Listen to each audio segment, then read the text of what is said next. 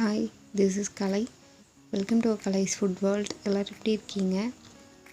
இன்றைக்கி நம்ம இந்த வீடியோவில் என்ன பார்க்க போகிறோம் அப்படின்னா ஒரு ஃப்ரைட் ரைஸ் ரெசிபி தான் எப்படி பண்ணுறதுன்றதை பார்க்க போகிறோம். அண்ட் நம்ம சேனலை சப்ஸ்கிரைப் பண்ண எல்லாத்துக்குமே ரொம்ப ரொம்ப நன்றி. இப்போ வாங்க இது எப்படி செய்யலான்றதை பார்க்கலாம். அதுக்கு ஒரு கடாயில் நான் ஒரு 3 டேபிள் ஸ்பூன் அளவுக்கு ஆயில் விட்டுட்டு அதில் ஒரு 3 பூண்டு வந்து நான் நல்லா சாப் பண்ணி சேர்த்துக்கிறேன். அதுக்கப்புறமா ஒரு மீடியம் சைஸ் ஆனியனையும் நான் கட் பண்ணி சேர்த்துக்கிறேன். அதுக்கப்புறமா இதில் இருக்கிற வெஜிடபிள்ஸ் எல்லாமே நம்ம வந்து ஆட் பண்ணிக்கலாம். நான் வந்து ஒரு 4 வெஜிடபிள் வந்து நான் ஆட் பண்ணியிருக்கேன். Beans, carrot, cabbage and capsicum இதெல்லாமே இதில் ஆட் பண்ணிவிட்டு இதுக்கு வந்துட்டு கொஞ்சமாக உப்பு ஆட் பண்ணி அது வந்து நல்லா இந்த ஆயிலே நல்லா ஃப்ரை ஆகணும். ஸோ அந்தளவுக்கு வந்து நம்ம நல்லா டீப் ஃப்ரை பண்ணி எடுத்துக்கணும். சால்ட்டு ஆட் பண்ணிட்டு அதை நல்லா வதக்கிக்கணும். இப்போ பார்த்திங்கன்னா நல்லா நமக்கு வந்து வதங்கி வந்துருச்சு. இந்த ஸ்டேஜில் வந்துட்டு நம்ம முட்டையை வந்து நம்ம ஃப்ரை பண்ண ஸ்டார்ட் பண்ணிக்கலாம். இது எல்லாமே வந்து ஒரு கார்னரில் வச்சுட்டு அதில் வந்துட்டு நான் வந்து ஒரு 3 எக்கு வந்து நான் உடச்சி ஊற்றிக்கிறேன்.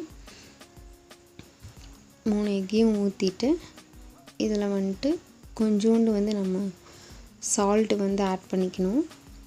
அந்த எக்குள்ளார பிடிக்கிறதுக்காக ஆட் பண்ணிவிட்டு அதை வந்து நல்லா வந்து ட்ரை ஆகிற வரைக்கும் நல்லா வந்து வதக்கி எடுத்துக்கணும். இது போல் வதக்கி வந்ததுக்கப்புறமா நம்ம எல்லா வெஜிடபிள்ஸ் கூடயும் நல்லா வந்து ஃப்ரை பண்ணி எடுத்துக்கலாம். இது ஒரு 2 மினிட்ஸ் நல்லா வந்து குக் ஆகட்டும். இது குக் ஆனதுக்கப்புறமா நம்ம வந்துட்டு 1 டீஸ்பூன் மிளகாய்த்தூள், 1 டீஸ்பூன் கரம் மசாலா, இதில் வந்து ஒரு 2 டீஸ்பூன் சோயா சாஸ் ஊற்றிக்கிறேன். அதுக்கப்புறமா வந்துட்டு சில்லி சாஸ் வந்துட்டு 1 டீஸ்பூன், டொமேட்டோ கெச்சப் வந்துட்டு 2 டீஸ்பூன் வந்து ஆட் பண்ணிக்கிறேன்.